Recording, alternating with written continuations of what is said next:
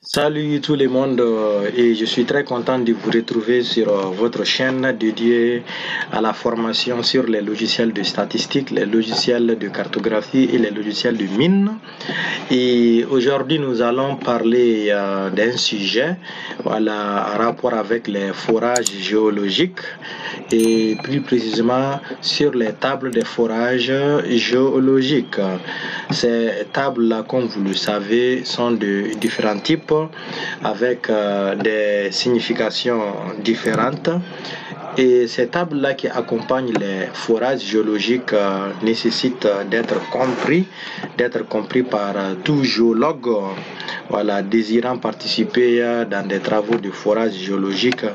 Et les forages géologiques dans la recherche dans les recherches géologiques et minières sont très importantes, surtout dans les zones où nous avons un recouvrement latéritique quasi ininterrompu.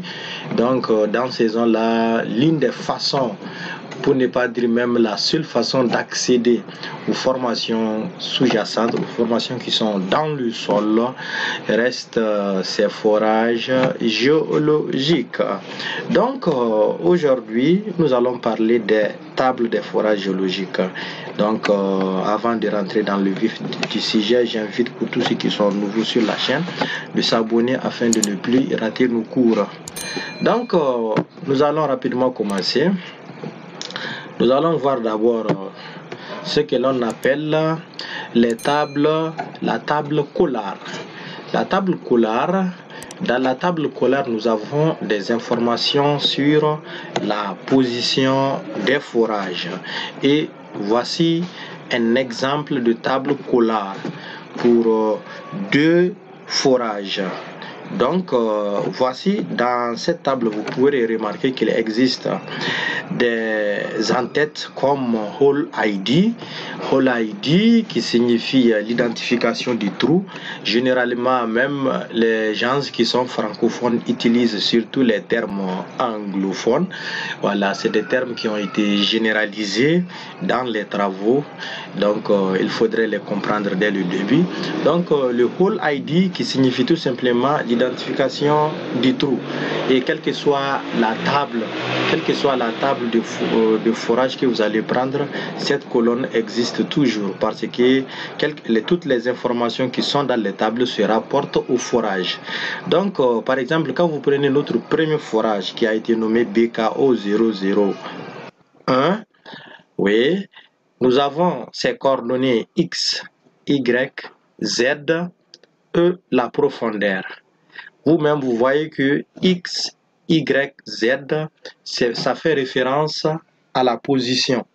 Ici, nous avons tout simplement le esting, le northing et l'altitude. Et surtout sans le X et le Y, vous ne pourriez pas placer votre forage à l'endroit exact où il doit se placer. Et évidemment, Z aussi accompagne chaque forage. C'est une information capitale qui serait très intéressante dans les travaux ultérieurs, surtout au niveau du traitement. Il y a aussi ici le depth qui est la profondeur. Pour chaque forage, il y a une profondeur qui est planifiée. Normalement, on se dit que c'est à cette profondeur que le forage doit s'arrêter. Bien vrai que souvent, au cours des travaux, ils arrivent de dépasser cette profondeur ou bien de ne même pas arriver à cette profondeur. Mais c'est déjà une information qui est planifiée dès le début. Nous allons faire un aperçu, nous allons regarder par exemple ici, nous avons essayé de mettre en évidence ce qui est dans ce tableau. La ligne horizontale représente la surface du sol. Donc nous nous disons qu'ici on est à 0 mètre parce que c'est la surface. Et lorsque nous allons commencer à descendre les profondeurs, on va commencer à compter la distance. Donc vous voyez l'axe vertical là représente la profondeur. C'est pourquoi j'ai mis ici depth. Donc vous allez voir que les forages sont mis à partir du sol. Vous voyez, à travers les coordonnées X, Y, Z, nous pouvions connaître exactement le point, la position exacte du forage au niveau du sol, et le depth qui nous renseigne sur la profondeur auquel nous devrons nous tenir compte. Mais déjà, avec le XYZ, on est à la surface, à l'endroit exact où le forage doit être placé. Donc, vous-même, vous voyez que ces informations-là sont capitales. Raison pour laquelle on dit que la table Collar est une table indispensable pour le forage. Vous ne pouvez pas commencer à forer si vous ne connaissez pas ces coordonnées pour votre forage. Il faut obligatoirement les connaître, et également lorsque vous allez commencer à traiter les données dans un logiciel de mining tel que Surpack, Micromine, Data Mining, Volcan, etc. Ces informations aussi seront également indispensables pour la projection de vos forages dans le logiciel. Donc, après la table Collar, nous allons voir la table Surveille. Donc, la table Surveille, cette table indique des informations sur l'orientation des puits de forage. Bien sûr, après avoir positionné vos puits de forage, ces puits de forage doivent également être orientés. Donc, voici un exemple de table d'orientation des puits de forage. Donc, vous voyez qu'ici, vous avez encore d'autres informations telles que le dip qui est ici notre pendage du forage. Ici, nous avons déjà le depth qui était déjà présent depuis dans la table Collar, et nous avons aussi l'azimut. Donc, surtout le dip et l'azimut ici, l'azimut là, c'est cette information qui va être utilisée pour positionner la machine sur laquelle se trouve le forage.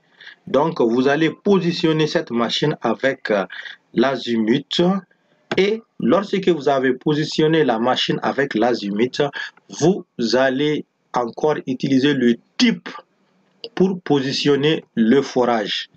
Donc ici, nous allons forer avec 45 degrés de pendage. Donc la foreuse doit pénétrer dans le sol avec ce pendage, et la machine même qui supporte notre foreuse doit être placée avec 94,83 degrés. Donc la même chose. Donc vous voyez ici le gros point noir représente uniquement la position du forage, mais l'angle là qui fait ce forage, l'angle là, c'est le dip qui donne ça. Donc le dip nous dit que notre forage ici doit être mis 45 degrés avec le pendage. Donc vous voyez que évidemment les informations de cette table aussi sont très importantes, parce que c'est avec ça vous allez orienter vos forages. Et aussi, pourquoi vous devrez orienter vos forages? La réponse est tout simplement parce que au cours du forage, vous devriez forer en essayant de recouper le maximum de formation dans le sol. Et pour couper le maximum de formation dans le sol, vous devrez essayer généralement de forer perpendiculairement par rapport à vos formations. Parce que c'est la meilleure façon de couper le maximum. Si vous forez parallèlement, vous n'allez rien couper. Et si vous prenez aussi, il y a des angles séquentes, quand vous les prenez aussi, vous n'allez pas toucher beaucoup. Donc la manière la plus juste, c'est de forer perpendiculairement. C'est pourquoi souvent on prend des pendages en tenant compte des formations de l'air allure dans le sous-sol. Donc, ce sont ces informations-là que la table Surveille nous donne. Après la table Surveille, ici aussi, retenez que cette table Surveille aussi est une table indispensable, même au moment où vous allez plotter vos forages dans un logiciel de mining. Sans ces informations-là, le logiciel aussi ne peut pas bien projeter, les forage. Donc, cette table aussi est dite table indispensable. Et pour les travaux sur le terrain et pour le traitement après. Donc ici, la table géologie, cette table-là, elle renferme. La table géologie, elle renferme des informations sur les lithologies. Donc, vous avez dans cette table toujours l'identification de votre forage, votre puits de forage. Ensuite, à partir d'où et à partir d'où ça part, à partir d'où ça arrive. Ici, vous devrez savoir que votre forage s'étend sur une distance. Et en fonction de chaque compartiment, tout au long du forage, vous avez des informations sur les lithologies. Donc, au cours du forage, les échantillons qui sont pris par la machine, qui sont analysés macroscopiquement et souvent aussi avec d'autres éléments tels que la loupe, avec l'acide, qui vont vous révéler des lithologies. Vous devrez donner les informations sur ces lithologies, en tenant compte de l'endroit où ça commence et de l'endroit où ça termine cette lithologie. Donc, vous allez voir que ces informations sont obtenues au cours du forage. Au cours du forage, progressivement, le forage continue et nous avons les informations sur les lithologies. Autrement dit aussi, nous avons les informations sur la géologie jusqu'à la limite, jusqu'à la fin du forage. Donc ces informations-là sont prises sur le terrain au cours des travaux. Une fois que les forages ont été positionnés, ont été orientés et que la machine même a commencé à forer, que vous aurez ces informations sur la géologie. Et évidemment, ces informations-là seront traitées. Mais cette table-là, elle n'empêche pas, par exemple, un logiciel de traitement des forages tel que sur PAC, cette table n'empêche pas de projeter les puits de forage, raison pour laquelle elle est dite non indispensable. Donc, sans cette table même, vous pourrez projeter vos forages dans un logiciel. Voilà. Mais, comme vous le savez bien, la table là renferme aussi des informations importantes pour des traitements dans le logiciel, raison pour laquelle on l'utilise aussi pour traiter les données dans un logiciel de mining. Et après cela aussi, nous avons la table ACI. La table ACI, cette table renferme des informations sur la minéralisation, tout comme la table géologique qui va contenir des informations sur les lithologies. La table ACI, elle, au contraire, va renfermer des informations sur la minéralisation. Donc, vous voyez que sa structure est très proche de la structure de la table géologie. Seulement au niveau de la partie lithologie, ici, nous avons les informations sur la minéralisation. Et vous voyez dans ce cas, dans cet exemple-là, il s'agit surtout de l'or. Mais il y a d'autres éléments, ça peut être le cuivre, ça peut être le zinc, ça peut être l'uranium, etc., etc. Ça dépend de ce que vous ferez, de ce que vous recherchez. Donc, vous voyez ici aussi la même façon, comme dans la table géologie, où à partir des différents compartiments, vous allez prendre la lithologie qui se trouve au niveau du compartiment. Ici aussi, la même chose, c'est l'information sur la minéralisation. Seulement ici, c'est généralement après le terrain, lorsque les échantillons ont été envoyés au laboratoire pour analyse. Il y a plusieurs types d'analyse et qu'une fois les résultats viennent, que cette table-là est constituée. C'est après là-bas que vous allez avoir les informations sur la minéralisation. Donc, vous voyez ici aussi que effectivement, c'est au fur et à mesure du forage que les informations sur la minéralisation vont pouvoir être récupérées, tout comme dans la table géologie aussi. Mais comme je vous l'ai dit ici, c'est généralement après analyse au laboratoire. Nous avons des méthodes d'analyse telles que le ICP-MS. Voilà. Bon, il y a aussi des géologues qui utilisent la fluorescence au rayon X. C'est avec une machine qui peut analyser l'échantillon dès sur le terrain. Voilà. Donc, il y a en réalité beaucoup de manières d'analyser des échantillons.